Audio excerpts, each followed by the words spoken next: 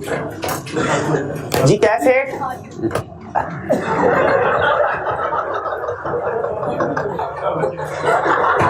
अल्लाह करे आप भी जिंदगी में टीचर बने।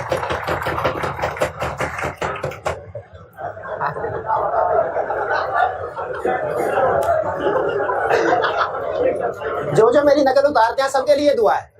दुआ समझे या बददुआ समझे कि वो टीचर बने। चले आज के लेक्चर का आगाज करते हैं। लेक्चर 79। प्रीवियस लेक्चर में हमने टॉपिक कंक्लूड किया था रिलेटेड पार्टीज, और रिलेटेड पार्टीज में ज्यादातर रिप्रोडक्शन के क्वेश्चन टेस्ट करता है। हमने उसमें स्टडी किया था कि रिलेटेड पार्टीज बेसिक कंसेप्ट को डिस्कस किया, फिर उसके बाद क्या प्रोसीजर परफॉर्म करते हैं हम प्रैक्टिकली रिलेटेड पार्टीज को आइडेंटिफाई करने के लिए। फिर उस प्रोसीजर परफॉर्म करने में अगर हमारे सामने कुछ स्पेसिफिक सिचुएशंस आए, जो 4 रिस्क हमने डिस्कस किए थे, तो हर सिचुएशन में हमने क्या क्या प्रोसीजर परफॉर्म करने हैं। एग्जाम में ज्यादातर रिप्रोडक्शन का क्वेश्चन आता है इस टॉपिक में से, लेकिन कभी कभार केस स्टडी में भी इस कंसेप्ट को टेस्ट कर लेता है, लेकिन अलग से इस चैप्टर की केस स्टडी नहीं बनती।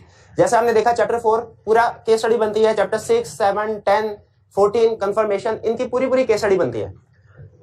जो रिलेटेड पार्टी है इसका कंसेप्ट केस स्टडी के साथ मिक्स कर सकता है। जैसे रिपोर्ट की केस स्टडी में उनसे पूछ सकता है कि ये मिस स्टेटमेंट है, अमाउंट स्मॉल है, लेकिन है ये रिलेटेड पार्टी के साथ, बताइए रिपोर्ट पे इंपैक्ट क्या आएगा। तो हमें पता होना चाहिए कि by nature related party transactions material होती है। ये चैप्टर हमने कंप्लीट किया। उम्मीद है रिप्रोडक्शन के ऊपर तो आपकी ग्रिप होगी, याद तो कर लिया होगा आपने, लेकिन केस स्टडी की प्रैक्टिस नहीं। हंस क्यों रहेगा, मैंने नहीं किया याद। अच्छा रिप्रोडक्शन का हाँ तो नहीं, आप ऑडिट की क्लास ही समझ के आए हैं ना।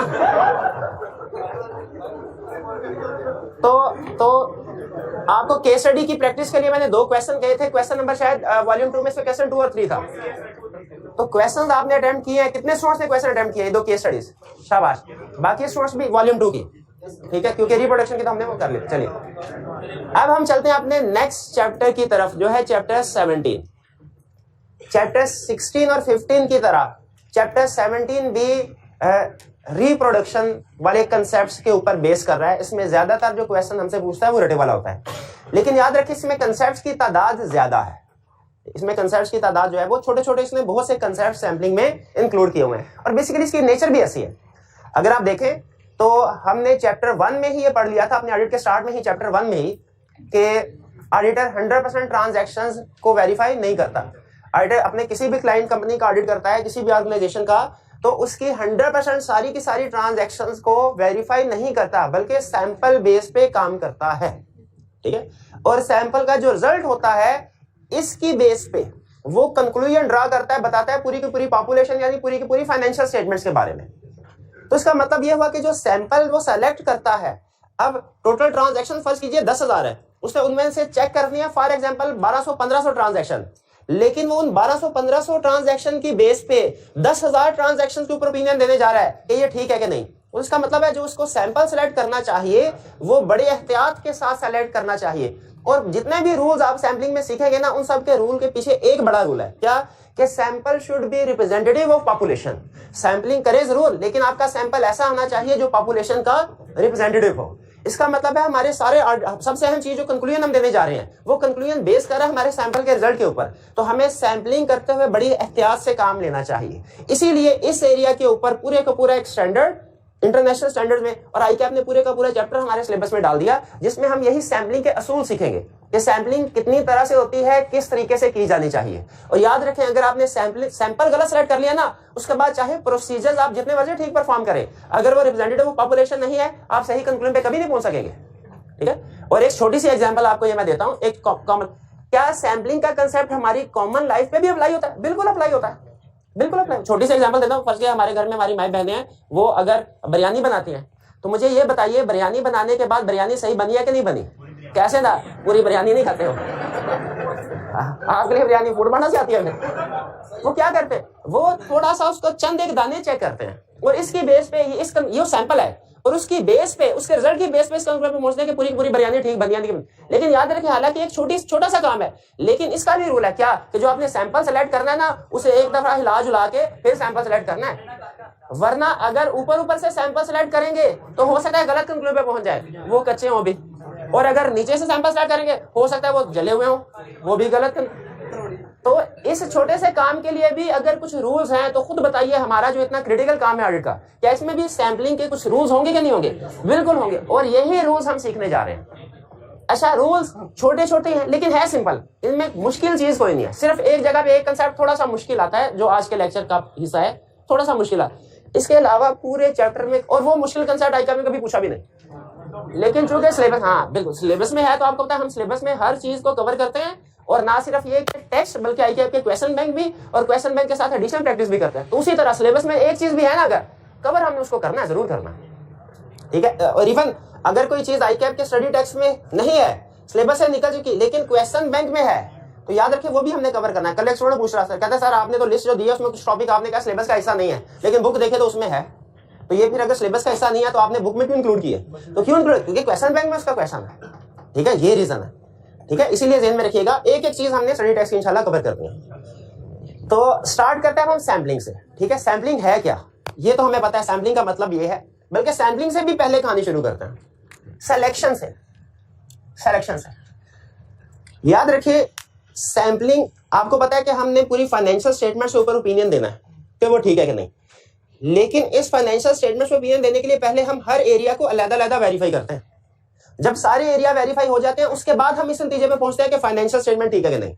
यानी फाइनेंशियल स्टेटमेंट में ओपिनियन तब देंगे जब हम इंडिविजुअली हर एक एरिया को वेरीफाई कर लेंगे। इस चीज से एग्री करते हैं? चले, हमने अब इंडिविजुअली हर एरिया को वेरीफाई, लेकिन याद रखें हर एरिया पे लाजमी नहीं एक जैसे प्रोसीजर हो, ये भी हमने पढ़ा हुआ है। किसी एरिया पे प्रोसीजर कम और किसी एरिया पे ज्यादा।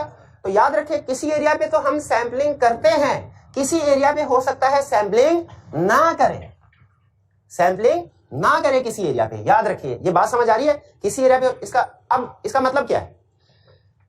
देखिए, हमारे कुछ एरियाज होते हैं जिनमें फॉर एग्जांपल रिस्क बहुत ज्यादा है, वहां पे हम ये अंदाजा लगाते हैं कि इसमें सैंपल नहीं करना चाहिए, हमें सारी की सारी आइटम को सेलेक्ट कर लेना चाहिए।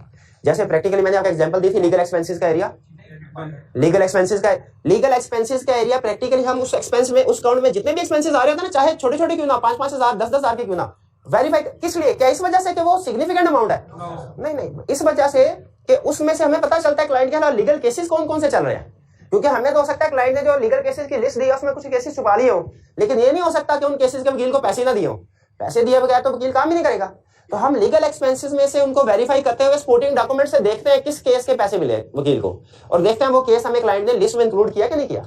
और लीगल एक्सपेंसेस आपको पता है हाई रिस्क एरिया होता है, इसलिए याद रखें हम जो सिलेक्शन करते हैं, सिलेक्शन का मतलब क्या है? किसी भी एरिया से वेरिफिकेशन के लिए ट्रांजैक्शन को उठाना। हम सिलेक्शन 3 तरह से करते हैं, एक 100% सिलेक्शन, एक स्पेसिफिक आइटम सिलेक्शन और एक ऑडिट सैंपलिंग। 100% सिलेक्शन का मतलब क्या है? किसी एरिया की सारी ट्रांजैक्शंस को उठा लेना। 100% सिलेक्शन का मतलब क्या है? किसी एरिया की सारी ट्रांजैक्शंस को सेलेक्ट कर लेना वेरिफिकेशन के लिए। लेकिन हमने तो पढ़ा था हम सैंपल बेस पे काम करते हैं, 100% सिलेक्शन कहां से आ गई? याद रखें 100% सिलेक्शन का मतलब ये नहीं है कि कंपनी की सारी ट्रांजैक्शन, नहीं, उस एरिया की सारी ट्रांजैक्शन। जैसे फर्ज कीजिए आप शेयर कैपिटल का ऑडिट करने के लिए जाएं, वहां पे सिर्फ 2 ट्रांजैक्शन है, आप उसका भी 2 दफा शेयर कैपिटल इशू किया, अब मिलियंस की ट्रांजैक्शन है, क्या आप उसमें भी सैंपलिंग करेंगे? उसमें दोनों ट्रांजैक्शन सेलेक्ट कर लेंगे, दोनों सेलेक्ट कर लेंगे, ठीक है। तो याद रखिए कुछ एरियाज ऐसे होते हैं जिनमें हम 100% सिलेक्शन करते हैं। पहला एग्जाम का क्वेश्चन हमसे ये पूछ सकता है, बताओ कौन से एरियाज हैं जिनमें 100% सिलेक्शन की जाती है। अब जरा एग्जांपल सुनते जाए। जब small number of large values हो, जब small number of large values हो, जैसे हमने वो पॉजिटिव, उसमें भी आपने देखा होगा हम सारी आइटम्स को उठा लेते थे। वो 5 डेटाज हैं, 25 मिलियन बना रहे हैं, सबको उठा लिया। लेकिन यहाँ पे एग्जांपल हम डिफरेंट, यहाँ पे कंफर्मेशन के एग्जांपल थोड़ी देंगे, सैंपलिंग वाली है। जैसे शेयर कैपिटल, उसमें 2 ही ट्रांजैक्शन है, मिलियंस की है, दोनों को सिलेक्ट कर लो। या ऐसी ट्रांजैक्शन जिनमें सिग्निफिकेंट रिस्क है, उसमें सबको सिलेक्ट करते हैं। जैसे आपको याद होगा बैंक्स का बैलेंस जो है, लॉयर्स जो है, इन सबको हम 100% कवर करके कंफर्मेशन लेटर वगैरह सेंड करते हैं। तो इसीलिए ये दूसरी एग्जांपल, जब किसी एरिया में सिग्निफिकेंट रिस्क हो उसमें हम सारी की सारी ट्रांजैक्शन को सेलेक्ट कर लेते हैं। तीसरे नंबर पे जब ये कॉस्ट इफेक्टिव हो, एफिशिएंट हो, जब ये एफिशिएंट हो यानी कॉस्ट कम। अब कुछ प्रोसीजर ऐसे होते हैं जो कि आप एक प्रोसीजर परफॉर्म करें तो भी तकरीबन उतना ही टाइम लगेगा, और अगर एक ट्रांजैक्शन चेक करने में भी उतना ही टाइम लगेगा, और अगर 100 ट्रांजैक्शन चेक करें उस पर भी उतना ही टाइम लगेगा। हाँ, फॉर एग्जाम्पल आपने ये देखना है कि किसी एम्प्लॉय की सैलरी में से टैक्स डिडक्ट हुआ है, सही हुआ है कि नहीं। एक एम्प्लॉय की टैक्स डिडक्शन को वेरीफाई करने में कितना टाइम लगेगा?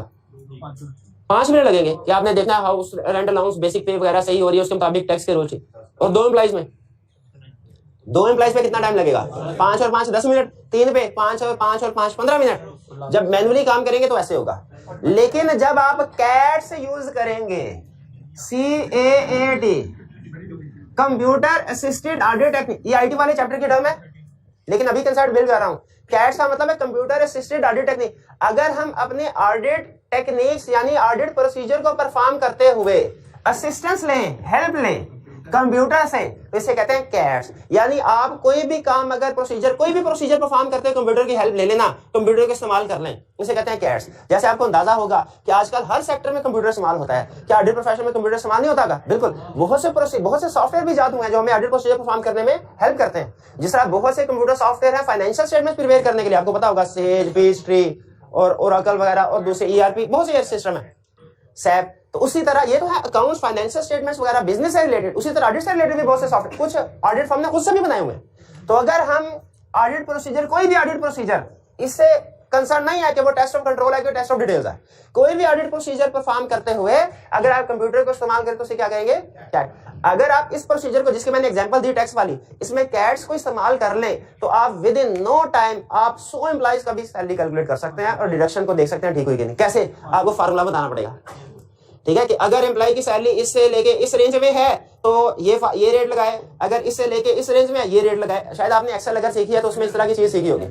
अब आप खुद बताइए, अगर आपने फार्मूला बना लिया, उसके बाद एक एम्प्लॉय की सैलरी कैलकुलेट कर ली, 100 एम्प्लॉय की सैलरी कैलकुलेट करनी है, कितना टाइम लगेगा? सिर्फ आपने कॉपी पेस्ट करना है, 5 सेकंड भी नहीं लगेंगे। 5 मिनट दूर की बात है, आपने सिर्फ कॉपी पेस्ट करना है उस फार्मूले को और वो कैलकुलेशन होती जाएगी। इसी तरह डेप्रिसिएशन है, इसी तरह इन्वेंट्री की FIFO वेटेड एवरेज की कैलकुलेशन है। एक दफा आपने फार्मूला बनाना है, उसके बाद उसको कॉपी पेस्ट करेंगे, वो सारी की सारी आप चाहे 100% ट्रांजैक्शंस को वेरीफाई कर लें, ठीक है। ये टाइम इफेक्टिव कर लें, इसको टाइम इफेक्टिव कर लें, इसको कॉस्ट एफिशिएंट कर लें। असल में जब आप कम वक्त में ज्यादा प्रोसीजर परफॉर्म कर लेते हैं तो कॉस्ट भी सेव हो रही होती है ना, वरना वही काम करने के लिए आपको 2 दिन लग जाते हैं, ठीक है। हाँ जी, तो कॉस्ट इफेक्टिव। लेकिन याद रखें ये सिर्फ उसी केस में होगा जब ट्रांजैक्शन रेपिटेटिव नेचर की होगी। रिपीट, अगर ट्रांजैक्शन डिफरेंट है तो फिर मुश्किल। और फिर पॉपुलेशन नॉट होमोजेनस। अगर होमोजेनस का मतलब क्या होता है? एक जैसी होना। नॉट होमोजेनस का मतलब क्या है? जो एक जैसी नहीं है। तो अगर किसी एरिया में पॉपुलेशन नॉट होमोजेनस हो, एक जैसी ना हो, तो फिर हम उन सबको सेलेक्ट, अगर एक जैसी हो। आपको छोटी सी मिसाल बताता हूँ, इन्वेंट्री की नेचर एक जैसी होती है या फिक्स एसेट्स की नेचर इन्वेंट्री की? तो मुझे ये बताइए, अगर इन्वेंट्री की ट्रांजैक्शंस हैं उसमें आप, अगर आपके पास ऑप्शन हो कि एक में सैम्पलिंग करनी है और एक में सैम्पलिंग नहीं, 100% सिलेक्शन करनी है, किसमें? सेल इन्वेंट्री पे, सेल ऑफ इन्वेंट्री में सैम्पलिंग, लेकिन सेल ऑफ फिक्स एसेट पे, क्योंकि एक तो रीजन ये है कि ट्रांजैक्शन कम है, दूसरी रीजन ये है कि वो हर फिक्स एसेट दूसरे से डिफरेंट हो सकता है प्लांट हो, एक मशीनरी हो, एक फर्नीचर हो, एक लैंड हो, ठीक है। तो इसीलिए अगर पॉपुलेशन नॉट होमोजेनस है फिर भी हम 100% सिलेक्शन कर लेते हैं। तो इतने डिस्कशन के बाद क्या हम इस नतीजे पे पहुंच गए कि हमारे ऑडिट में कुछ एरियाज ऐसे होते हैं जिनमें हम 100% सिलेक्शन करते हैं, एग्रीड, और वो कौन सा ये याद कर लेंगे। अब चलिए ये ओके हो गया। फिर इसके बाद आगे चलते हैं। स्पेसिफिक आइटम सिलेक्शन क्या होती है? स्पेसिफिक नाम से जाहिर है, खसूसी कुछ आइटम्स, खास आइटम्स को सेलेक्ट करना, खास आइटम को चुन चुन के सेलेक्ट करना, यह है specific item selection. Specific item selection, ठीक है। जैसे all items over a certain amount या आइटम शोइंग सर्टेन कैरेक्टरिस्टिक्स। आपको छोटी सी एग्जांपल देता हूं। फर्ज कीजिए कि प्रिंसिपल साहब आए और कहें हमने अंदाजा लगाना है इस क्लास का रिजल्ट क्या होगा, आने वाला अंदाजा लगाना है कि इस अटेम्प्ट में इस क्लास का रिजल्ट क्या। इसके लिए प्रिंसिपल साहब ने सिस्टम ये बनाया कि स्टूडेंट्स को एक टेस्ट से गुजारा जाएगा, उनसे कुछ क्वेश्चन पूछे जाएंगे। अगर उन्होंने क्वेश्चन के जवाब सही दे दिए इसका मतलब है कि वो पास होने वाली कैटेगरी में है, और अगर सवाल के जवाब सही नहीं दिए इसका मतलब वो फेल हो सकते हैं। असेसमेंट करनी है। इसके लिए प्रिंसिपल साहब को क्या करना चाहिए? क्या पूरी क्लास को, एक ऑप्शन तो ये है कि हर स्टूडेंट को बुलाएं और उनसे इंटरव्यू लें। प्रिंसिपल साहब का टाइम ही नहीं है और ना ही मेरा स्टूडेंट इतनी देर इंतजार करेंगे। तो यहाँ पे 100% सिलेक्शन अप्रोप्रिएट है कि नहीं? यहाँ पे 100% सिलेक्शन अप्रोप्रिएट, उनको 100% से कम आइटम को सिलेक्ट करना चाहिए। अच्छा, अब इसमें 2 ऑप्शंस हैं। जब भी हम 100% से कम 100% करें तो ये कैटेगरी आ जाती है। इन दोनों में सिमिलैरिटी क्या है भला? इसमें भी 100% से कम आइटम को सिलेक्ट किया जाता है, इसमें भी 100% से कम आइटम को सिलेक्ट किया जाता है, लेकिन इन दोनों में फर्क क्या? फर्क देखिएगा। पहली ऑप्शन प्रिंसिपल साहब आए, मैंने कहा सारी क्लास में से नहीं, मैं 10 बच्चे मुझे भिजवाए जिनका मैं इंटरव्यू करूं। मैंने कहा अच्छा पहली ऑप्शन, मैं कहूँ भाई 1 2 3 4 5 6 7 8 9 10, ये 10 रैंडमली सेलेक्ट करके भेज दिए। एक ऑप्शन ये, एक दूसरी ऑप्शन भी है क्या, मैं टीए से भाई लिस्ट निकालो जरा, पिछले टेस्ट का रिजल्ट था, जो टॉप के 10 स्टूडेंट्स है ना, ऑल आइटम्स ओवर 30 मार्क्स, उन सबको और वो इंटरव्यू के लिए भेज दो भाई। ये भी तो हो सकता है। या मैं ये कहूं कि अच्छा चलो रिजल्ट को छोड़ो, लेकिन वैसे स्टूडेंट जो रेगुलर हैं, ठीक है, जो क्लास में क्वेश्चनिंग करते हैं, जो केस स्टडी की असाइनमेंट शोइंग सर्टेन कैरेक्टरिस्टिक्स, इनको उठा लो भाई, इनको भी भेज दो, इनको भी भेज दो, इनको भी भेज दो, इसको ना भेजना, इसको भी भेज दो। Item showing certain characteristics, item showing certain, भाई समझ, मुझे बताइए किस केस में जो सैंपल है वो रिप्रेजेंटेटिव ऑफ पॉपुलेशन है, जब मैंने रैंडम सिलेक्शन की या जब मैंने स्पेसिफिक आइटम को सेलेक्ट किया? रैंडम सिलेक्शन की। तो जो रैंडम सिलेक्शन था वो है ऑर्डर सैंपलिंग, और जब मैंने स्पेसिफिक आइटम को सेलेक्ट किया तो वो क्या होगा? Specific item selection. जैसे प्रैक्टिकली हम कैसे करते हैं स्पेसिफिक, ऑडिट में कैसे करते हैं? तो एग्जांपल देना आपको, ऑडिट में सेल्स का एरिया है, हमें पता है कि हमने 100% आइटम्स को सेलेक्ट नहीं करना, ठीक है। अब एग्जैक्टली प्रैक्टिकली कैसे काम होता है ये मैं आपको बता रहा हूं, और आपने साथ साथ पिक करते जाना कि मेरा कौन सा स्टेप, कौन सी सिलेक्शन थे। सीनियर के पास गया, सीनियर ने कहा सेल्स को वेरीफाई करो। मैंने कहा सर सेल्स में तो 3500 ट्रांजैक्शन, मैंने कहा वेरीफाई करो, मुझे पता होना चाहिए कि सेल्स मटेरियली मिसस्टेटेड है या ठीक है, ये मुझे पता करके बताओ। मैंने कहा अच्छा 3500 ट्रांजैक्शन है। मैंने सबसे पहले क्या किया, उनको एक्सेल मेरे पास ही, मैंने एक्सेल में उनको तरतीब लगा दी, अरेंज कर दिया डिसेंडिंग ऑर्डर में। और मैंने कहा मुझे पता चला कि कुछ सेल्स ऐसी हैं जो 1 लाख से ऊपर है, और बहुत ज्यादा सेल्स ऐसी हैं जो 1 लाख से नीचे। 1 लाख से ऊपर वाली 25 आइटम्स है, और वो सारी पॉपुलेशन का 60% कवर करती है। मैंने इससे ऊपर सारी अमाउंट्स को सेलेक्ट कर लिया। ये क्या है? Specific item selection. सैम्पलिंग तो नहीं है, सैम्पलिंग रैंडमली सिलेक्ट नहीं किया, हर आइटम के सिलेक्ट होने का चांस नहीं होता सैम्पलिंग। मैं सब ये 100% सिलेक्शन तो नहीं है, क्योंकि मैंने कुछ को सिलेक्ट किया, कुछ को नहीं किया, स्पेसिफिक आइटम सिलेक्ट। उसके बाद फिर मैंने कहा अच्छा ये तो सिलेक्ट हो गई, मुझे इसमें कुछ डेबिट आइटम्स भी नजर आ रही हैं, और मेरा रिस्क है कि सेल्स में जो डेबिट ट्रांजैक्शंस है ना, जो अनयूअल ट्रांजैक्शंस है, इनमें मिसस्टेटमेंट होगी। चलो डेबिट आइटम सारी उठा लो। बताइए ये डेबिट आइटम्स को, सेल्स के अंदर से डेबिट आइटम को सेलेक्ट करना 100% सिलेक्शन नहीं है, क्योंकि मैं सेल्स में सारी ट्रांजैक्शन को सेलेक्ट नहीं कर रहा, सिर्फ उन ट्रांजैक्शन को जिनमें सर्टेन कैरेक्टरिस्टिक्स है, जिनमें रिस्क है मिसस्टेटमेंट होने का, ये भी स्पेसिफिक आइटम सिलेक्शन है। और उसके बाद जो बाकी की क्लास बनती है, बाकी की सर्टिफिकेशन, क्या मुझे उसको इग्नोर कर देना चाहिए? नहीं, उसमें से मैंने रैंडमली कुछ आइटम को सेलेक्ट किया। अब ये क्या है? Order sampling. क्या ऐसा पॉसिबल है कि एक एरिया की डिफरेंट क्लासिफिकेशन बना के एक के ऊपर कुछ और प्रोसीजर, दूसरे पे कुछ और परफॉर्म किया जाए? बिल्कुल पॉसिबल है, बिल्कुल। और अब आपको कंक्लूजन के ऊपर लेके आ रहा हूं, ये आपको समझ आया स्पेसिफिक आइटम सिलेक्शन क्या है, ठीक है। जब हम एक सर्टेन अमाउंट से ऊपर आइटम को सेलेक्ट करें, इसकी रीजन क्या होती है? ताकि कम वक्त में हमारा major population, major area cover हो जाए। और दूसरा आइटम से सर्टेन, इस दोनों में देखें आप चुन चुन के कुछ आइटम, खास आइटम को सिलेक्ट करते हैं, बाकियों को छोड़ देते हैं। इसमें सबको सेलेक्ट किया, इसमें कुछ खास आइटम को सेलेक्ट किया, बाकियों को छोड़ दिया। और सैम्पलिंग में क्या करते हैं? कुछ आइटम को सेलेक्ट करते हैं, लेकिन किसी खास पॉइंट ऑफ व्यू के सामने रख के नहीं, बल्कि आपका पर्पस ये होता है कि सैंपल ऐसा है जो मिला जुला के पूरी पॉपुलेशन का रिप्रेजेंटेटिव हो। ये है ऑर्डर सैम्पलिंग, और ये है सबसे अहम चीज जो आगे चलेगी। रिप्रोडक्शन में आपसे दोनों पूछ सकता है, लेकिन कंसेप्चुअली सबसे अहम चीज क्या है? Order sampling. अब मैं इसकी डेफिनेशन में एक एक लफ्ज आपके साथ शेयर करना चाह रहा हूं, क्योंकि बाद में मैंने लिंक करना। कह रहा ऑर्डर सैम्पलिंग क्या है? पहली चीज गौर से सुनिए, कह रहा ऑर्डर सैम्पलिंग का मतलब है selecting less than 100% items. Agree करते हैं सैम्पलिंग में 100% से कम आइटम सेलेक्ट होती है, और जब हमने ये कहा ना सेलेक्टिंग लेस देन 100% आइटम, तो ये वाला सिलेक्शन का तरीकाकार एक्सक्लूड हो गया, ठीक है। अगर आपकी पूछे इन दोनों में फर्क क्या है, हम कहेंगे 100% सिलेक्शन है और ये सिलेक्टिंग लेस है, लेकिन अभी भी सैम्पलिंग की बात पूरी नहीं हुई। बात पूरी क्यों नहीं? क्योंकि अभी इसमें और इसमें फर्क नहीं आया, ये भी लेस देन है, ये भी लेस। दूसरी बात, ईच आइटम हैव चांस से सिलेक्शन, और सिलेक्शन ऐसे करनी है कि हर आइटम के सिलेक्ट होने का चांस हो। हर आइटम सिलेक्ट नहीं होगी, हर आइटम के सिलेक्ट होने का चांस हो। अब मुझे ये बताइए, अगर मैं all items over a certain amount select करता हूं, तो all items below that amount, उनके सिलेक्ट होने का चांस होगा? अगर मैं all item showing certain characteristics, जैसे सेल्स के केस में डेबिट आइटम को सिलेक्ट करता हूं, क्या क्रेडिट आइटम के सिलेक्ट होने का चांस होगा? नहीं होगा। इसलिए दूसरे पॉइंट में इसको डिफरेंशिएट किया स्पेसिफिक आइटम सिलेक्शन से।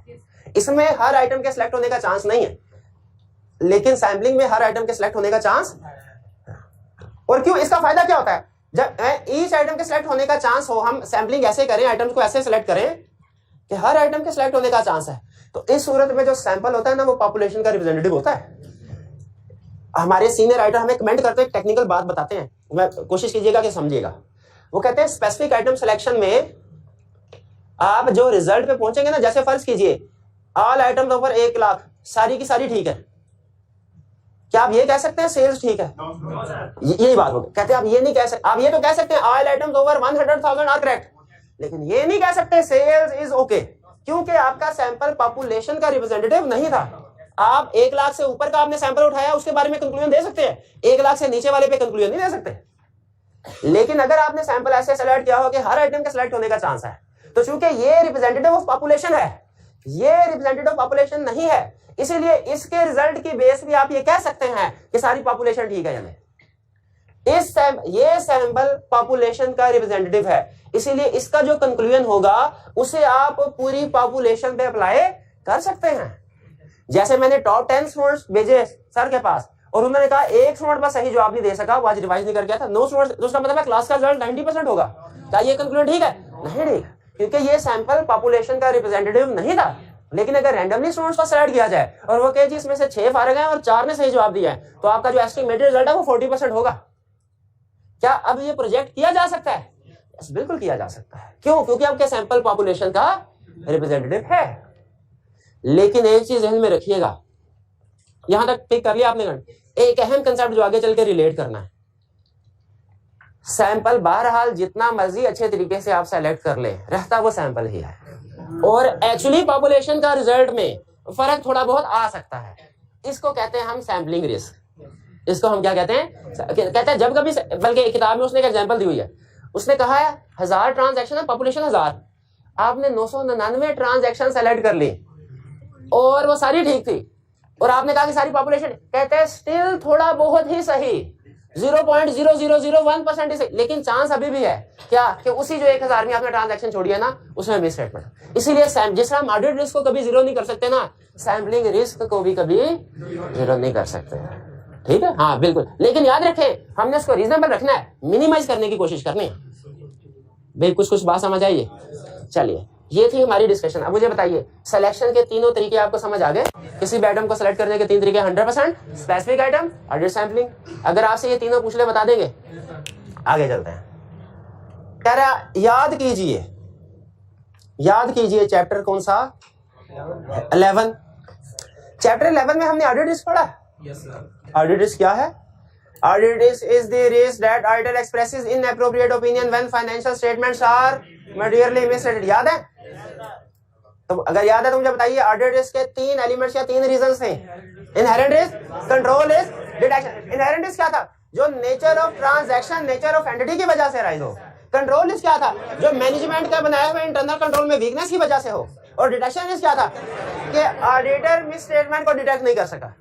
अच्छा, इसमें से इस इक्वेशन में से ना, audit risk is equal to inherent risk into control risk into detection risk.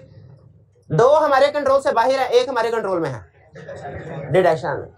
इसीलिए ऑडिटिंग स्टैंडर्ड ये कहते हैं, अगर आप ऑडिट रिस्क को मिनिमाइज करना चाहते हैं, क्या आप ऑडिट रिस्क को मिनिमाइज करना चाहते हैं? ऑडिट रिस्क बुरी चीज है, अच्छी चीज है? कोई भी रिस्क हो बुरी चीज है, उसको मिनिमाइज होना चाहिए। कहते हैं अगर आप, अब गौर से सुनिएगा टेक्निकल बात, अगर आप ऑडिट रिस्क को मिनिमाइज करना चाहते हैं, आप इनहेरेंट रिस्क को रिड्यूस नहीं कर सकते, आप कंट्रोल रिस्क को रिड्यूस नहीं कर सकते। ये दोनों आपके कंट्रोल से बाहर हैं। आप इनको सिर्फ असेस कर सकते हैं, रिड्यूस नहीं कर सकते।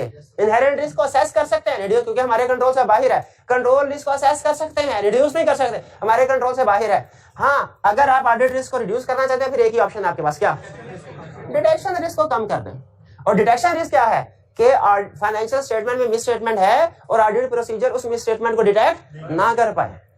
अब हम इस पॉइंट पे खड़े हैं कि हम चाहते हैं डिटेक्शन रिस्क कम से कम हो, डिटेक्शन रिस्क कम से कम हो। तो इसका मतलब हम अगर ऑडिट रिस्क को कम करना चाहते हैं तो डिटेक्शन रिस्क को कम करना पड़ेगा, और अगर डिटेक्शन रिस्क को कम करना चाहते हैं तो उसकी रीजन देखनी पड़ेगी। देखिए, ऑडिट रिस्क में मैंने आपको बताया था, बुराई को उसकी जड़ से खत्म करना होता है।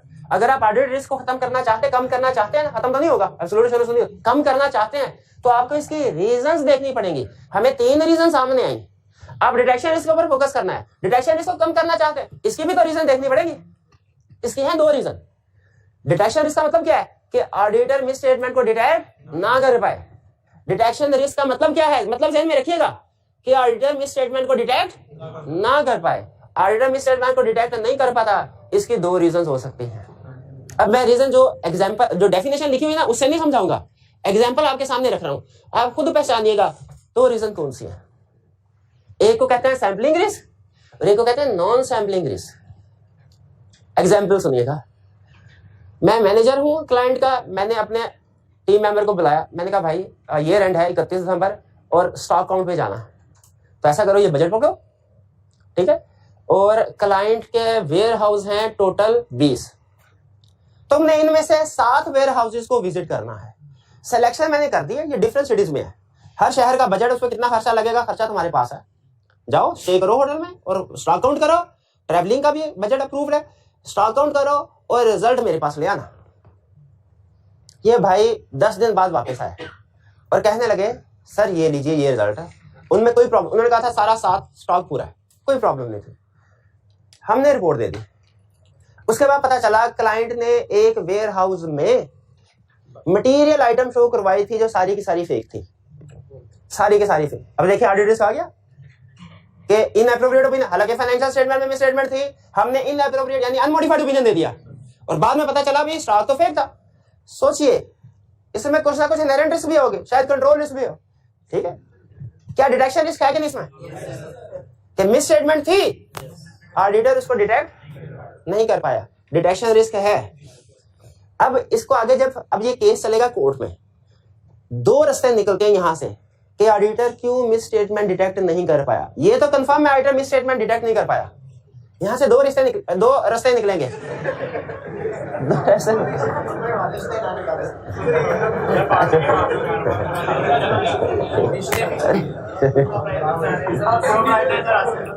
अच्छा लोग समझते हैं पढ़ाना आसान है, एक लफ्ज मेरे मुंह से दाएं बाएं हुआ, सारे लेक्चर की टेक्स्ट बुक ऐसी की तैसी फेर दिया वापस दोबारा से। अब डिटेक्ट, अब यह समझते हैं कि आप ऑडिट प्रोसीजर जो है ये मिस स्टेटमेंट को डिटेक्ट नहीं कर पाए, डिटेक्शन रिस्क है। अब यहां से दो रास्ते निकलेंगे, एक रास्ता जाएगा ऑडिटर के घर की तरफ और एक रास्ता जाएगा जेल की तरफ। ऑडिटर जज ये फैसला करेगा, देखेगा कि ये डिटेक्शन रिस्क किस वजह से था। एक रीजन है सैम्पलिंग रिस्क, एक है नॉन सैम्पलिंग रिस्क। अगर सैम्पलिंग रिस्क रीजन है ना डिटेक्शन रिस्क की, फिर ऑडिटर को घर भेज दिया जाएगा, क्योंकि सैम्पलिंग रिस्क सैम्पलिंग की वजह से होता है, इसमें ऑडिटर का कसूर नहीं है। लेकिन अगर नॉन सैम्पलिंग रिस्क की वजह से डिटेक्शन रिस्क था तो ऑडिटर को जेल भेज दिया जाएगा, क्योंकि नॉन सैम्पलिंग रिस्क सैम्पलिंग की वजह से नहीं है। फिर किस वजह से है, ऑडिटर की अपनी वजह से। ऑडिटर ने सही प्रॉपर्ली काम प्लान नहीं किया, प्रॉपर्ली परफॉर्म नहीं किया, उसकी डायरेक्शन सुपरविजन रिव्यू नहीं हुआ, इस वजह से। अब दो एग्जांपल दे रहा हूं, आप खुद मुझे बताइए कि ये सैम्पलिंग रिस्क है कि नॉन सैम्पलिंग रिस्क। पहला केस, इन्वेस्टिगेशन की तो पता चला मिस स्टेटमेंट थी इन्वेंट्री हाउस नंबर 18 में, जो हमारे सैंपल में सेलेक्ट नहीं हुआ था। ये सैम्पलिंग, मुझे बताइए इसमें ऑडिटर का कसूर है कि नहीं है? नहीं है, इसमें ऑडिटर का कसूर नहीं है, क्योंकि हमेशा रिस्क रहता है। जब कभी सैम्पलिंग करेंगे ना, हमेशा रिस्क रहेगा कि जिस आइटम को सिलेक्ट नहीं किया ना आपने, उसमें कोई ना कोई गड़बड़ हो। अभी तो एग्जांपल दी थी 1000 में से 999 आइटम में सिलेक्ट कर लेना तो 1000 भी के गलत होने का चांस। आइटम ने ध्यान से सिलेक्शन की होगी अपनी तरफ से, लेकिन फिर भी चांस तो है कि जिस आइटम को सिलेक्ट नहीं किया उसमें मिस स्टेटमेंट थी। तो ये याद रखें, ये इसमें ऑडिटर का कसूर, बल्कि किसका कसूर है? सैम्पलिंग का, सैम्पलिंग का। Where there is sampling there is sampling risk. जहां कहीं सैम्पलिंग होगी वहां पे सैम्पलिंग रिस्क भी होगा। यह सैम्पलिंग रिस्क, तो सैम्पलिंग की वजह से इसमें ऑडिटर का कोई कसूर। और अगर पता चले कि फेक इन्वेंट्री पड़ी थी इन्वेंट्री वेयर हाउस नंबर 4 में, जिसको सेलेक्ट किया गया था, लेकिन पता चला वो सियालकोट में था और ऑडिट टीम जो है वो घूम फिर के आगे उधर सैर सूर करके आ गई और वेरिफिकेशन नहीं की उन्होंने। अब मुझे ये बताइए इस केस में ये सैम्पलिंग रिस्क है कि नॉन सैम्पलिंग रिस्क है? नॉन सैम्पलिंग, इसमें सैम्पलिंग का कसूर तो नहीं है ना, ऑडिटर का कसूर है। तो बताइए यहां से जो रास्ते निकले, दो डिटेक्शन रिस्क में सैम्पलिंग रिस्क और नॉन सैम्पलिंग रिस्क, ठीक है। तो इसमें किसमें माफी है? सैम्पलिंग, नॉन सैम्पलिंग रिस्क में नहीं। लेकिन याद रखें यहां पे भी स्टैंडर्ड क्या, नॉन सैम्पलिंग रिस्क, सैम्पलिंग पता चले किस वजह से है? सैम्पलिंग की वजह से। सैम्पलिंग रिस्क किस वजह और नॉन सैम्पलिंग रिस्क किस वजह? सैंपल के अलावा किसी और रीजन की वजह से, जो क्या हो सकती है? एडिक्वेट के प्लान सही नहीं किया, परफॉर्म सही नहीं किया, सुपरविजन सही नहीं था, रिव्यू वगैरह ठीक नहीं था।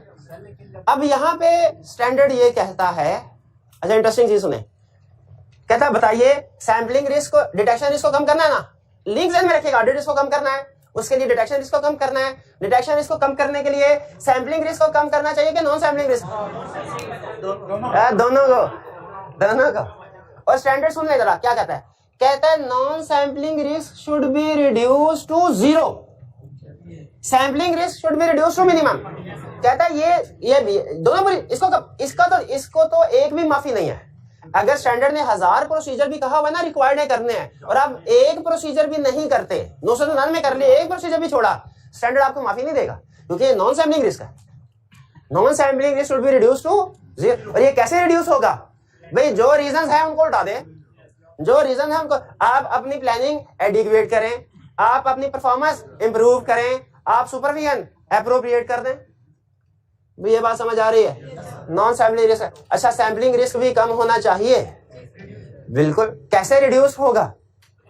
कैसे रिड्यूस होगा? दो तरीके हैं, एक तरीका है देसी, एक तरीका विलायती। दोनों बताऊं? पहले देसी तरीका सुन लें, जरा गौर से सुनिएगा, गौर से सुनिएगा, क्योंकि ये बाद में मैंने लिंक करना है कंसेप्ट के साथ। दोनों रीजन, पहली रीजन आपने बताई सर, पहला तरीका आपने कहा कि सर देसी तरीके से बताइए सैम्पलिंग रिस्क कैसे रिड्यूस होगा? सैंपल साइज बढ़ा के। जैसे जैसे सैंपल साइज बढ़ाते जाएंगे सैम्पलिंग रिस्क कम होता जाएगा। जैसे ही सैंपल साइज 100% पहुंचेगा सैम्पलिंग रिस्क 0 हो जाएगा। ना रहेगी सैम्पलिंग, ना रहेगा सैम्पलिंग रिस्क। इससे एग्री करते हैं? यह देसी तरीका भाई, इससे तो हर कोई रिड्यूस कर सकता है। हमें तो कोई ऐसा तरीका बताएं कि जिसमें काम भी ज्यादा ना करना पड़े और सैम्पलिंग रिस्क भी कम हो जाए। तो बिल्कुल एक दूसरा तरीका भी है, क्या? स्ट्रैटिफिकेशन कर लें। स्ट्रैटिफिकेशन मतलब क्या? एक जैसी आइटम्स को इकट्ठा कर लें, यानी बजाय ये कि आप सारी की सारी सेल जो हैं उसको इकट्ठा करके सैंपल उठाएं, आप अपनी सेल को प्रोडक्ट वाइज या किसी भी और बेसिस पे क्लासिफाई कर दें। याद रखें स्ट्रैटिफिकेशन आपको पहले बताई ना, स्ट्रैटिफिकेशन कई तरह से हो सकती है। ये मॉनेटरी अमाउंट वाइज भी हो सकती है और नॉन मॉनेटरी बेसिस पे भी हो सकती है। मुझे बताइए, अगर आप सैम्पलिंग करते हैं 10 लाख से ऊपर वाली ट्रांजैक्शन लैदा, 10 लाख और 1 लाख वाली लैदा, 1 लाख से कम वाली लैदा, ये मॉनेटरी वैल्यू। और अगर आप सैम्पलिंग करते हैं रिटेलर को जो सेल की वो लैदा, होलसेलर को जो सेल की वो लैदा, और बाकी सेल जो है वो लैदा, ये किस बेस पे क्लासिफिकेशन? Non monetary. सर्टिफिकेशन किसी भी बेस पे हो सकता है, ज्यादातर हमारा फोकस मॉनेटरी वैल्यू के ऊपर होता है, लेकिन नॉन मॉनेटरी बेस पे भी कर सकते हैं। हमने कंफर्मेशन में पढ़ा, आपको जो पॉपुलेशन दी गई थी वो नॉन मॉनेटरी बेस पे भी स्ट्रैटिफाइड थी। स्ट्रैटिफिकेशन से रिस्क कम होता है।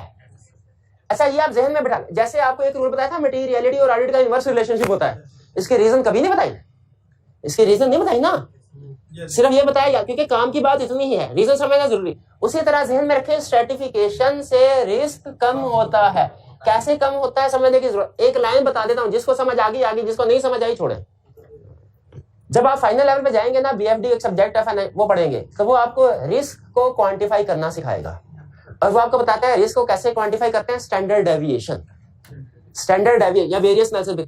जिस पॉपुलेशन में ज्यादा स्टैंडर्ड डेविएशन होगी उसमें रिस्क ज्यादा होगा। तो स्ट्रैटिफिकेशन क्या करती है भला? आपकी पॉपुलेशन के अंदर जो डिफरेंट आइटम्स हैं, एक जैसी आइटम्स को इकट्ठा करती है, यानी वेरिएशन को कम करती है। तो स्ट्रैटिफिकेशन से वेरिएशन कम होती है, और वेरिएशन कम होने से रिस्क भी कम होता है। ये अगर रीजनिंग याद रहे तो अच्छी बात है, आगे चलकर सीवा में भी काम आ जाए, नहीं तो गोली मारे। सिर्फ ये ध्यान में रखें, स्ट्रैटिफिकेशन से रिस्क कम हो जाएगा, स्ट्रैटिफिकेशन से रिस्क। भाई ये बात समझ आ गई आपको? अब आपको पता चल गया ऑडिट रिस्क में और सैम्पलिंग में क्या फर्क है। ऑडिट रिस्क के 3 पार्ट, डिटेक्शन रिस्क के 2 रीजन। इसकी वजह से हम सैम्पलिंग, अब हमने आगे जो कुछ भी पढ़ना है ना, हमारा ऑब्जेक्टिव होगा सैम्पलिंग रिस्क को कम करना। क्लियर हुई कोई बात? लिंक क्लियर हुआ कि नहीं सारा? आगे छोटी सी बात जी, अभी करना जी, 1 मिनट के लिए पास कीजिएगा।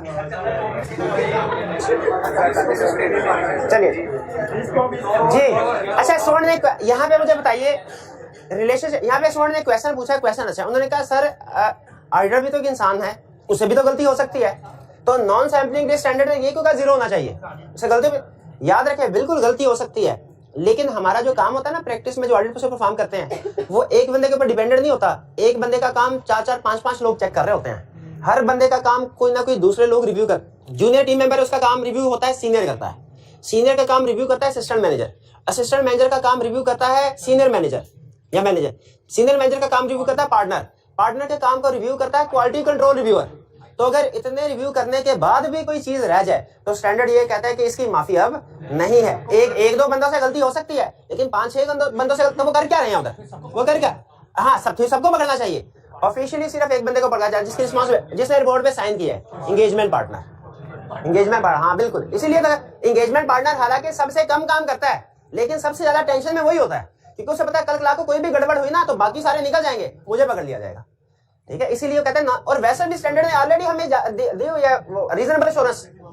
ठीक है, अब रीजनेबल एश्योरेंस के बावजूद भी हम अगर मटेरियल मिसस्टेटमेंट के आने पे भी कह दें सर ये हम नहीं कर सकते थे, फिर नहीं। याद रखिए जब मटेरियल मिसस्टेटमेंट सामने है ना, सैम्पलिंग रिस्क के ऊपर आप जस्टिफाई करवा सकते हैं, लेकिन नॉन सैम्पलिंग रिस्क के ऊपर आप अपनी मिसस्टेटमेंट को जस्टिफाई नहीं करवा सकते।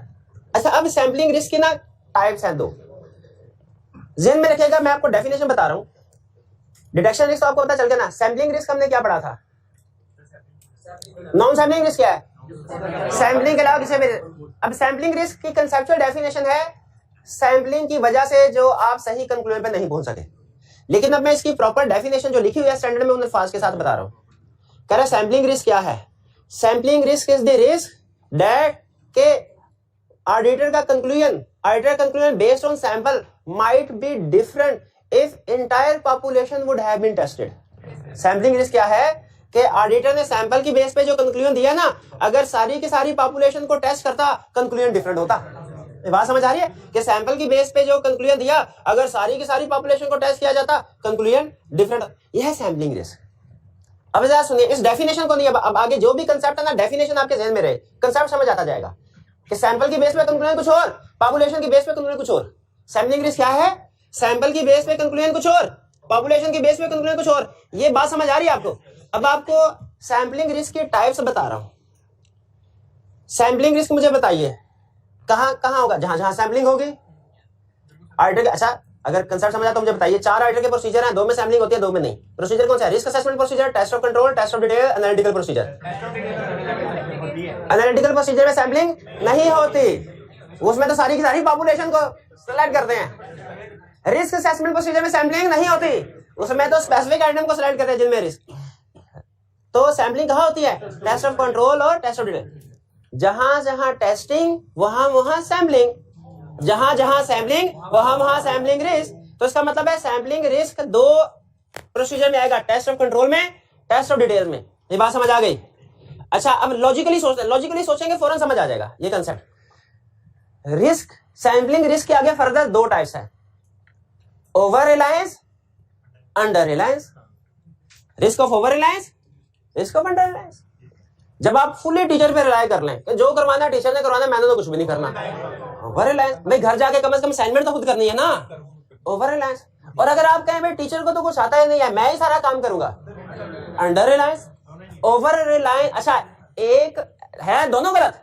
रिस्क ऑफ ओवर रिलायंस भी, रिस्क ऑफ अंडर रिलायंस भी, लेकिन ज्यादा गलत कौन सा है?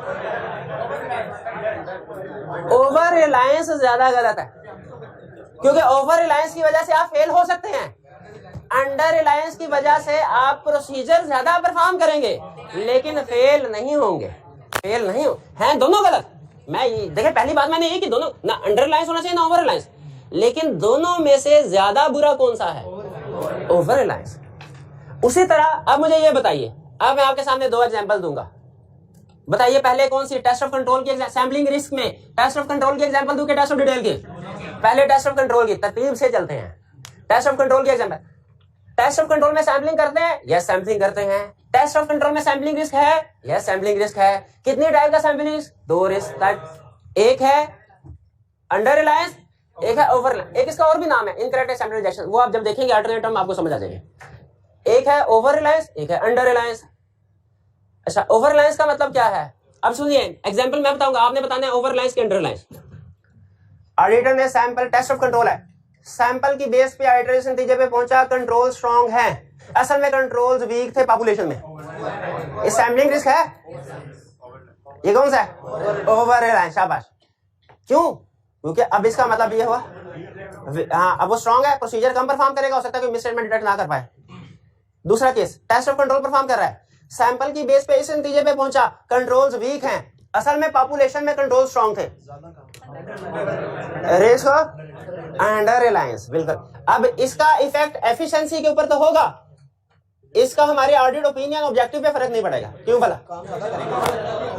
काम ज्यादा करेगा तो पता चल जाएगा कि असल में तो कंट्रोल जो है वो स्ट्रांग है। ये बात समझ आई? अब एग्जांपल लेके चलते हैं टेस्ट ऑफ डिटेल्स में। सैंपल की बेस पे ऑडिटर इस नतीजे पे पहुंचा कि पॉपुलेशन में मटेरियल मिस स्टेटमेंट है। पहले नहीं कर लेते। सैंपल की बेस पे एड्रेस नतीजे पे पहुंचा पॉपुलेशन में मटेरियल मिस स्टेटमेंट नहीं है, असल में है। ये रिस्क कौन सा है? ये रिस्क है। सैंपल की बेस पे एड्रेस नतीजे पे पहुंचा पॉपुलेशन में मटेरियल मिस स्टेटमेंट नहीं है, असल में पॉपुलेशन में है। ओवर रिलायंस। ओवर रिलायंस क्योंकि इस सूरत में अब उसने काम नहीं करना, ठीक है, ओपिनियन दे देगा जो गलत होगा। और सैंपल टेस्ट ऑफ डिटेल है, सैंपल की बेस पे ऑडिटर ने कहा मिस स्टेटमेंट है, असल में पॉपुलेशन में नहीं है। वो प्रोजेक्शन की वजह से ये सिचुएशन आ जाती है। प्रोजेक्शन जब गड़बड़, सैंपल की बेस पे ऑडिटर किसने जब पूछा मिस स्टेटमेंट है, पॉपुलेशन में मिस स्टेटमेंट नहीं है, ये कौन सा है? अंडर रिलायंस। इसकी वजह से प्रोसीजर तो ज्यादा होंगे, ओपिनियन ठीक आएगा। क्यों? प्रोसीजर क्यों ज्यादा होंगे? अब ऑडिटर उस मिस स्टेटमेंट को ढूंढने की कोशिश करेगा सैंपल की बेस पे, अगर ढूंढने की जो उसको नहीं मिलेगी तो आहिस्ता आहिस्ता उसी चीज का एहसास हो जाएगा ये तो मेरे सैंपल में गड़बड़ थी, पॉपुलेशन में तो कुछ भी नहीं है। क्लियर हुई बात? तो ये risk of under Reliance over Reliance समझ आ गया? बिल्कुल ठीक है। अच्छा, रिस्क ऑफ ओवर रिलायंस को रिस्क ऑफ इनकरेक्ट एक्सेप्टेंस भी कहते हैं। क्यों? क्योंकि हम पॉपुलेशन पे ज्यादा, सैंपल पे ज्यादा रिलाई करते हुए उसे एक्सेप्ट हालांकि नहीं करना चाहिए था, नहीं करना चाहिए, ठीक है। लेकिन आपने कंसेप्ट को समझना है अंडर रिलायंस ओवर रिलायंस से। इस टर्म से कंसेप्ट आसानी से समझ आ जाएगा। इनकरेक्ट एक्सेप्टेंस, इनकरेक्ट रिजेक्शन याद करनी आपने अल्टरनेट टर्म के तौर पे। कंसेप्ट को इन अल्फाज के साथ नहीं समझने की कोशिश करनी, मुश्किल हो जाएगा कंसेप्ट। क्लियर हुआ? तो आज हमने रिस्क का जितना डिटेल में तय में जा सकते थे हम चले गए। हमने सबसे पहले ऑडिट रिस्क को 3 हिस्सों में क्लासीफाई किया, फिर हमने डिटेक्शन रिस्क को 2 हिस्सों में क्लासीफाई किया, फिर सैंपलिंग रिस्क को फर्दर 2 टाइप्स में, टेस्ट ऑफ कंट्रोल और टेस्ट ऑफ डिटेल, फिर टेस्ट ऑफ कंट्रोल को फर्दर 2 टाइप्स में, over risk of over Reliance, risk of under Reliance, और टेस्ट ऑफ डिटेल को भी 2 टाइप्स में, risk of over Reliance, risk of under Reliance. ठीक है, इसके बाद रिस्क की कोई टाइप नहीं। ये समझ आ गए? अब आखिरी, अब ये हमारा आज का खत्म हो गया, आज ये पढ़ाना था। कल के लेक्चर की बेस डेवलप कर रहा हूं। लर्निंग ऑब्जेक्टिव 2 के बाद और 3 से पहले आपको कुछ लाइनें लिखी नजर आएंगी। ये लाइन क्या है ये सुन लीजिए, ये सुन लें। कंफर्मेशन का हमने बेसिक कंसेप्ट स्टडी किए थे लर्निंग ऑब्जेक्टिव 1 में। उसके बाद क्या हमने ये स्टडी किया था, अगर प्रैक्टिकली कंफर्मेशन को यूज करना है तो स्टेप बाय स्टेप क्या प्रोसीजर्स हैं। स्टेप 1 में क्या करना है, 2 में क्या करना है, 3 में क्या करना है, 4 में क्या करना है। और जब हमने सारे स्टेप्स पढ़ लिए उसके बाद कंफर्मेशन खत्म। इसी तरह हुआ था स्टेप, एग्जैक्टली उसी तरह। अब ये क्लासिफिकेशन आई कैप की बुक में नहीं है, कंसेप्ट सारे मौजूद है लेकिन आगे पीछे हैं। तो आगे पीछे होना तो सिलेबस तो कंप्लीट है, बातें भी ठीक है, लेकिन अंडरस्टैंडिंग में थोड़ी सी प्रॉब्लम आती है। हमने क्या किया, उन्हीं को थोड़ा बहुत सिंप्लीफाई करके तरतीब लगा दी है। आपने जब कभी सैम्पलिंग को पढ़ना, इसमें कंसेप्ट्स बहुत ज्यादा हैं तो तरतीब ना लगी हो, मिक्स हो जाते हैं, समझने में प्रॉब्लम आती है। आपने हमेशा इसी तरतीब से सैम्पलिंग को याद, ये एग्जैक्टली उन्हीं लाइंस के ऊपर है, उसी स्टाइल में है जिस स्टाइल में कंफर्मेशन का टॉपिक था, कि उसने हमें स्टेप वाइज बता दिया था पहले क्या करेंगे और उसके बाद क्या करेंगे, फिर एंड पे क्या होगा।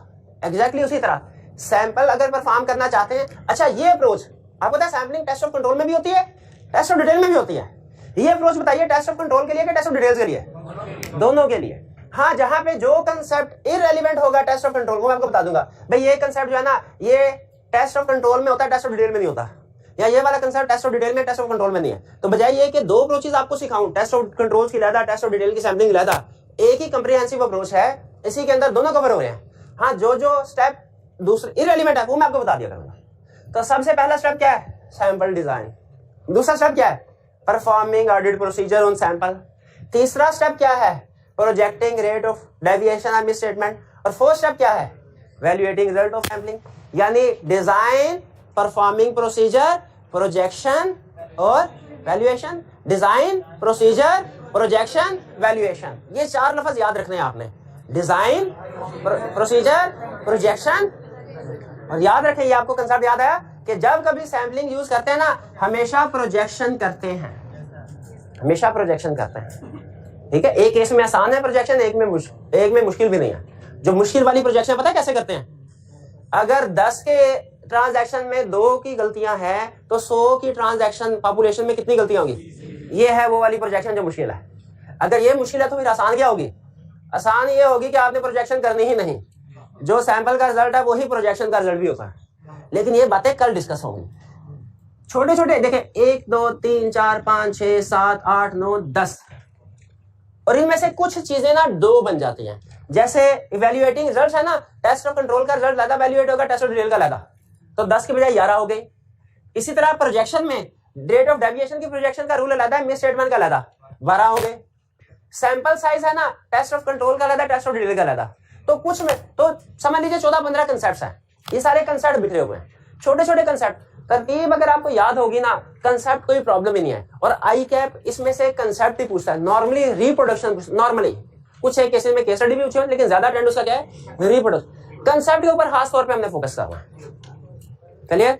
आज आपने घर में बैठ के कम वो तो याद कर ही लेंगे, 3-4 दफा इसको पढ़ना है, ज्यादा टाइम नहीं लगेगा। 3-4 दफा पढ़ेंगे, कम से कम समझ कुछ भी नहीं आएगा, लेकिन आपका माइंड इन टर्म्स के साथ कंफर्टेबल हो जाएगा। आप कम से कम आपके घर में आ जाएगा टॉलरेबल मिस स्टेटमेंट की दुनिया में चीज होती है, टॉलरेबल रेट ऑफ डेविएशन कोई चीज होती है दुनिया। ठीक, लर्निंग ऑब्जेक्टिव 1 और 2 ये हमने पढ़ा। लर्निंग ऑब्जेक्टिव 3 से पहले ये है, ठीक है, वो छोड़ दे। 1 3 5 नहीं है, 1 और 2 है, वो टाइपिंग एरर की वजह से हो गया होगा। ठीक है, वो मेरा हाल है ये कल वाला लिख दिया है, ये कल वाला नहीं, ठीक है ठीक है। ये हमारा रेफरेंस भी बुक पे मौजूद है, रेफरेंस को कंफर्म कर लेगा शायद टाइपिंग मिस्टेक हो। चलिए, और कल का लेक्चर याद रखें, कल का लेक्चर हमारा रिच लेक्चर से मुराद इसमें बहुत से कंसेप्ट्स बिल्डिंग हुए होंगे। कल हम इंशाल्लाह पूरे टाइम पे कोशिश करेंगे 1 मिनट भी वेस्ट ना हो, क्योंकि आपको पता है जब हम तरतीब से चल रहे होते हैं ना, तो जरूरी होता है जहां पे लेक्चर शुरू हुआ उसी लेक्चर में कहानी खत्म हो। 2 लेक्चर में ले जाए तो थोड़ी सी प्रॉब्लम होती है, मसला उसमें भी नहीं, लेकिन मैं चाह रहा हूं कल इसको हम कवर कर लें। मेरा ख्याल है शायद यहां तक हो जाएगा, आगे शायद ना हो। कल सिर्फ ये नहीं है, ये ज्यादा है, एक लेक्चर के लिए मटेरियल ज्यादा है। ठीक है, लेकिन मैं देखूंगा अगर आपको समझ आ रही हुई तो कंप्लीट कर लूंगा, वरना मैं रुक जाऊंगा। जहां पे भी आप मुझे रोकेंगे वहां पे रुक जाऊंगा, क्योंकि देखें अंडरस्टैंडिंग ज्यादा है। मैं स्पीड और अंडरस्टैंडिंग काम टाइम नहीं होना चाहिए, लेकिन स्पीड के चक्कर में अंडरस्टैंडिंग का कंप्रोमाइज तो नहीं ना कर सकते। तो फरवरी के 4-5 दिन लग जाए तो प्रॉब्लम तो नहीं आना, कोई प्रॉब्लम नहीं आना। बट नहीं, चलिए आज का लेक्चर यहाँ खत्म करते हैं। अल्लाह हाफिज़।